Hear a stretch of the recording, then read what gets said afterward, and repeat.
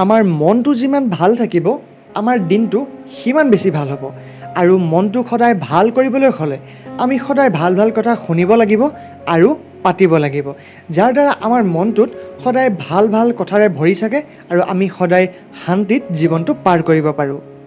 আজি মই আপোনালোকক শ্বেয়াৰ কৰিম গৌতম বুদ্ধই কৈ থৈ যোৱা এনেকুৱা কেইটামান মহৎ বাণী, যিকেইটা যদি আপোনালোকে মানি চলে তেনেহ'লে আপোনালোকৰ জীৱনটোত সদায় সুখ আৰু শান্তিৰে ভৰি পৰিব।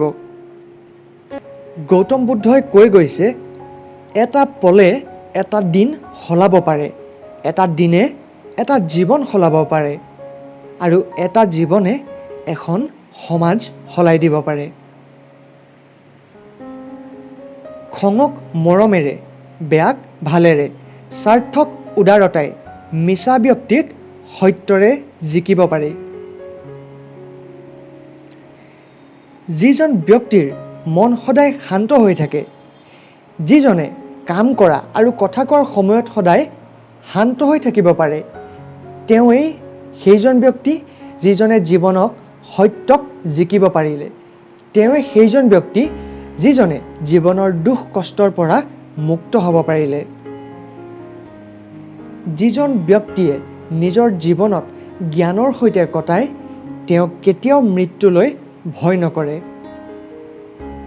অজ্ঞানী মানুহ এটা বেলৰ নিচিনা, জ্ঞানত নহয়, সি সদায় আকাৰতহে ডাঙৰ হয়।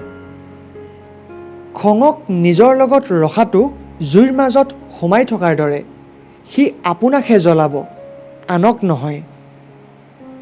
যি মানুহে খঙৰ পৰা আঁতৰি থাকিব পাৰে, সিয়েই জীৱনত শান্তিৰ ৰাস্তা বিচাৰিব জানে। আমাৰ মনটো পানীৰ দৰে, যেনেকুৱা ভাবিম ই তেনেকুৱাই ৰূপ ল'ব। অতীতক লৈ দুখ নকৰিব, ভৱিষ্যতক লৈ চিন্তা নকৰিব, মাথো নিজৰ মনটোক বৰ্তমানৰ কামত নিয়োজিত কৰক। ই নিজেই এদিন আপোনাৰ ভৱিষ্যত গঢ়িব। বেয়াটোক আঁতৰাবলৈ ভালটোৰ বিকাশ ঘটাওক আৰু মনটো ভাল ৰাখিবৰ বাবে ভাল চিন্তাৰে ভৰাই তোলক। যিটো কাম কৰোঁতে বৰ্তমানত বহুত কষ্ট আৰু ভৱিষ্যতত বহুত সুখ হ'ব, সেই কামটো কৰিবৰ বাবেও বহুত অভ্যাসৰ প্ৰয়োজন হ'ব। মানুহে কি ভুল কৰি আছে সেইটো চোৱাতকৈ নিজে কি কৰি আছে সেইটোত মন দিয়ক আৰু কি কি কৰিব বাকী আছে সেইখিনি সম্পূৰ্ণ কৰক। এইটোত কেতিয়াও মন নিদিব যে কি কি আপুনি আজিলৈকে কৰি গ'ল, তাৰ সলনি কি কি আৰু বেছি কৰিব পাৰি তাত সদায় মন দিয়ক।